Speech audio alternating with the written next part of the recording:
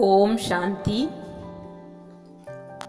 नवरात्रि का त्योहार और अर्थ बोध।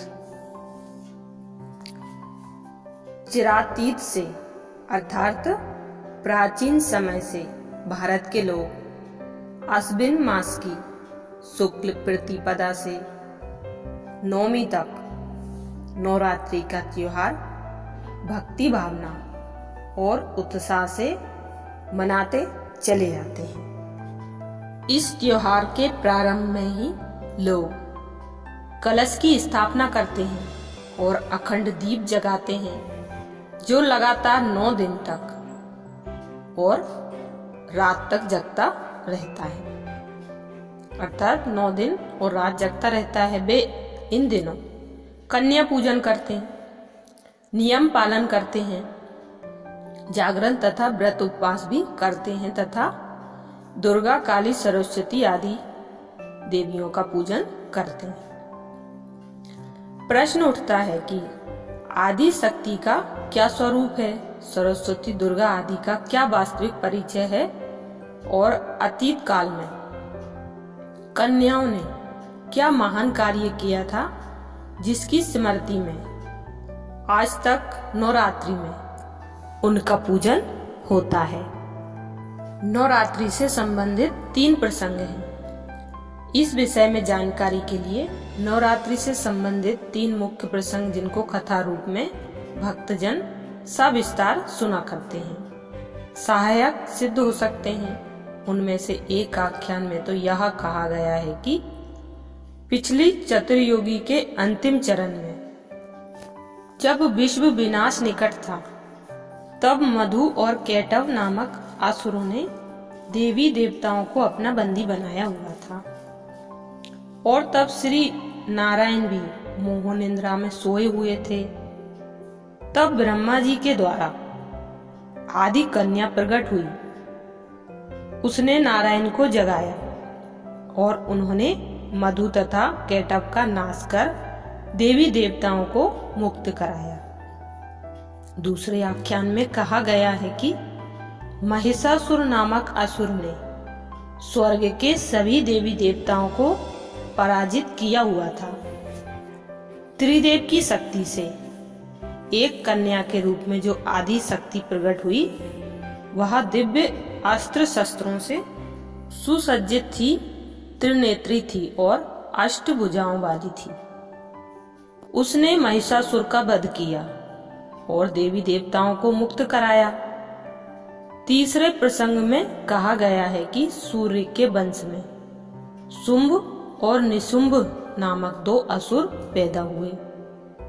उनके प्रधान कार्यकर्ता का नाम रक्त बिंदु था, सेनापति का नाम धूम्रलोचन था और उसके 2 मुख्य सहायकों का नाम चंड और मुंड था। शिवजी की शक्ति से आदि कुमारी प्रकट हुई और उसके विकराल रूप से काली प्रकट हुई। उसने चंड मुंड का विनाश किया और फिर कालिका ने अपनी योगिनी शक्ति द्वारा धूम्रलोचन और रक्त बिंदु का भी विनाश किया। आख्यान में बताया गया है कि रक्त बिंदु की यह विशेषता थी कि यदि उसके रक्त का एक भी बिंदु गिर जाता तो उस बीज से एक और असुर पैदा हो जाता था। आदि शक्ति ने रक्त बिंदु का इस तरह विनाश किया कि उसका एक भी बिंदु अथवा बीज नहीं रहा। इसका शब्दार्थ या भावार्थ है। अब देखा जाए तो वास्तव में तो इन आख्यानों में रूपक अलंकार के द्वारा विश्व के एक बहुत ही महत्वपूर्ण वृतांत का वर्णन किया गया है, परंतु लोग प्रायः इसका शब्दार्थ ही ले लेते हैं जिससे वे सत्य बोध से वंचित रह जाते हैं। वास्तव में किसी एक या किन्हीं 2 असुरों द्वारा सभी देवी देवताओं के परास्त होने की बात शब्दार्थ में तो किसी के गले के नीचे उतरना भी मुश्किल है।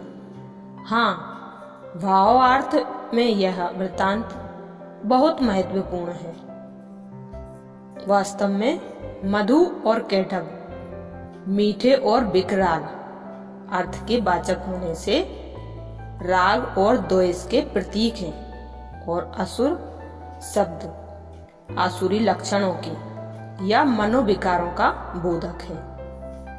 काम, मोह और लोभ मधु नामक असुर हैं और क्रोध तथा अहंकार कैटभ है। इसी प्रकार महिष शब्द का अर्थ भैंस है।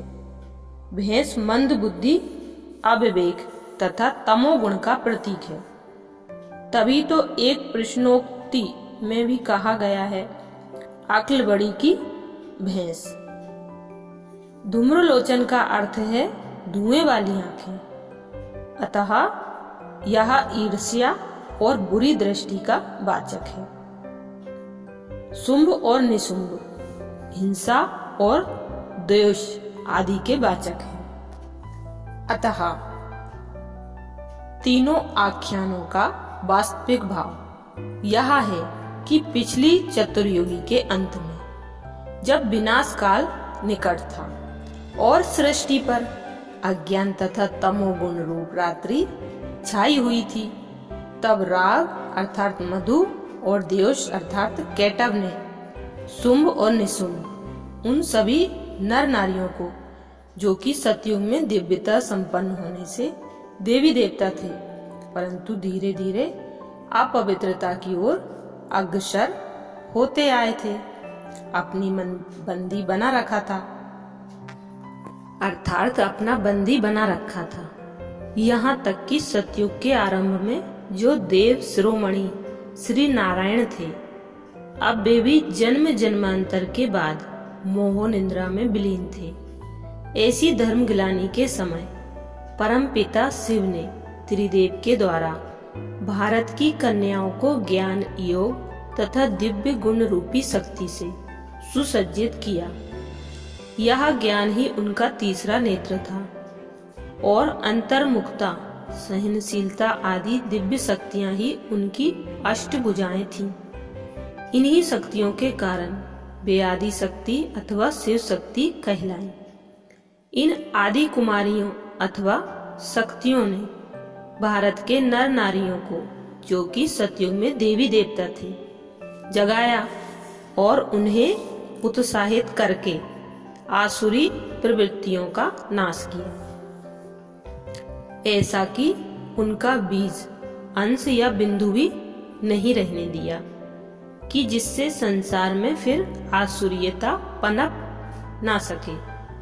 उन द्वारा ज्ञान दिए जाने की यादगार के रूप में आज नवरात्रियों के प्रारंभ में कलश की स्थापना की जाती है।